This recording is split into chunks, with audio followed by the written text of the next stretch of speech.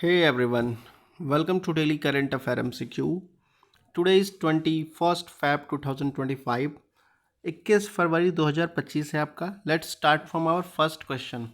देखो हमारा first question है, उससे स्टार्ट करने से पहले दिल्ली इलेक्शन हुआ था. दिल्ली इलेक्शन का रिजल्ट आ गया था और आम आदमी पार्टी की जो सरकार थी वो गिर चुकी थी और उसके बाद बीजेपी ने मेजॉरिटी में आई थी. ठीक है, तो ये रिसेंटली न्यूज़ देखने को मिल रहा है कि बीजेपी ने अपना सीएम कैंडिडेट दिल्ली के लिए वो घोषित कर दिया है, जिसका क्या नाम क्या क्या है, उनका नाम रेखा गुप्ता जी हैं. ठीक है, रेखा गुप्ता जी दिल्ली की सीएम कैंडिडेट बन चुकी हैं. ठीक है, सीएम हो चुकी हैं, दिल्ली की मुख्यमंत्री बन चुकी हैं रेखा गुप्ता जी. और आपको ये बता दें कि रेखा गुप्ता जी दिल्ली की 4th फीमेल चीफ मिनिस्टर हैं. दिल्ली की 4th फीमेल चीफ मिनिस्टर है. ठीक है, चौथी बार कोई महिला मुख्यमंत्री बन रही है दिल्ली में. ओके, इसके पहले वीडियो में शायद मैंने सेकंड कह दिया था, उसके लिए सॉरी. ये 4th फीमेल है. ठीक है, now come to the question.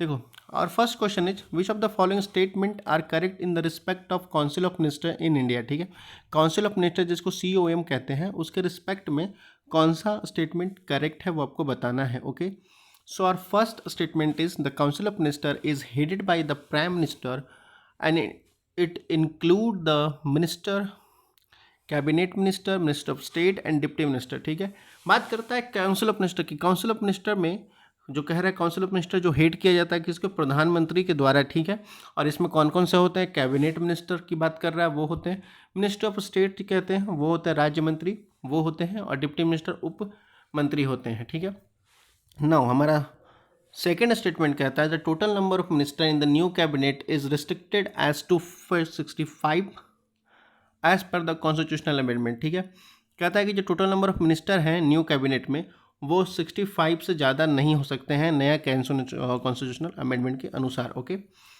Third one हमारा कहता है the president appoints the member of council of minister based on the advice of the prime minister. ठीक है, राष्ट्रपति member of council of minister जितने मंत्री होते हैं उनको अपॉइंट करता है किनकी सलाह से, तो प्रधानमंत्री की सलाह से. तो बताओ इसमें काउंसिल ऑफ मिनिस्टर को लेकर के जो मंत्री परिषद होती है उसमें ले करके इसमें कौन सा स्टेटमेंट करेक्ट है वो आपको बताना है. बताओ. सो और करेक्ट ऑप्शन इज हमारा कौन कौन सा स्टेटमेंट करेक्ट हो जाएगा, तो फर्स्ट सही हो जाएगा और हमारा थर्ड स्टेटमेंट सही हो जाएगा. सेकंड वन आपका गलत है. ठीक है, जिसके रिगार्डिंग हमारा ऑप्शन जो है सी हो जाएगा 1 और 3 ओनली. ठीक है, अब सेकंड कैसे गलत है, तो देखो सेकंड की बात करता है ना 65 नहीं है, ये 75 रखा गया है. ठीक है, 75 से ज़्यादा मिनिस्टर नहीं होना चाहिए. ठीक है, और ये कब आया था आपको, तो आपको पता होगा 91st अमेंडमेंट हुआ था. 91 अमेंडमेंट जो किया गया था कॉन्स्टिट्यूशनल अमेंडमेंट उसमें हुआ था, जिसमें ये कहा गया था कि मैक्सिमम आप 50% जितने सीट होते हैं उसके 50% आप क्या कर सकते हो, मंत्री बना सकते हो, मिनिस्टर बना सकते हो, और नंबर की बात करिए तो 75 बना सकते हो, उससे ज़्यादा नहीं बना सकते हैं. ओके, अब हम देखो बात करते हैं क्या, तो देखो हाँ 91st अमेंडमेंट एक्ट की बात कर रहा है. 91st, एक सेकेंड, हाँ 91st अमेंडमेंट एक्ट जो हमारा हुआ था वो, और उसमें total number of 15% total strength जो लोकसभा का उतना का ही हम बना सकते हैं, उससे ज़्यादा का नहीं बना सकते हैं. ठीक है, अब जो प्रधानमंत्री की सलाह पर राष्ट्रपति मंत्री की नियुक्ति करता है वो आपको article 75 of the Indian constitution, भारतीय संविधान में हमारा अनुच्छेद 75 में ये आता है. Okay, now move to the next question. देखो सेकंड क्वेश्चन हमारा कहता है which of the following is not ground for imposing a reasonable restriction under the article 19 sub clause 2 of the Indian constitution. ठीक है, कह रहा है इसमें से कौन सा ऑप्शन है जो ये बताता है कि रिस्ट्रिक्शन नहीं लगा सकते हैं 19 आर्टिकल के अंडर, वो बता रहा है. ठीक है, आपका पहला कहता है sovereignty and integrity of India. ठीक है, देश की संप्रभुता और अखंडता की बात कर रहा है.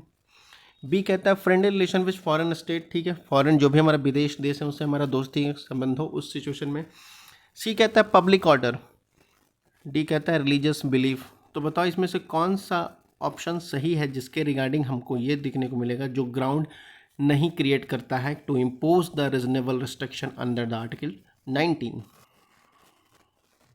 सो our correct option is D. Okay, religious belief. ठीक है, आर्टिकल 19 ये कहता है कि हम किसी भी पर्सन पे रीजनेबल रिस्ट्रिक्शन नहीं लगा सकते हैं जस्ट बिकॉज कि वो किसी पार्टिकुलर धर्म से आता है या पार्टिकुलर रिलीजन से आता है. ठीक है, क्योंकि हमारा कॉन्स्टिट्यूशन कहता है कि आपका जो रिलीजियस बिलीफ है वो आपका प्राइवेट राइट्स है, ठीक है, इससे कोई मतलब नहीं होना चाहिए। आपका फंडामेंटल राइट्स है कि आप किसी भी धर्म को मान सकते हैं, उसको फॉलो कर सकते हैं। ओके नाउ, तो इसके रिगार्डिंग आपका जो क्वेश्चन ऑप्शन हो जाएगा वो आपका डी हो जाएगा। Okay, that's all for the today session. अगर कोई क्वेश्चन या कोई क्वेरी हो तो आप लोग पूछ सकते हैं कमेंट सेक्शन में। तब तक पढ़ते लिखते रहिए। धन्यवाद। जय हिंद।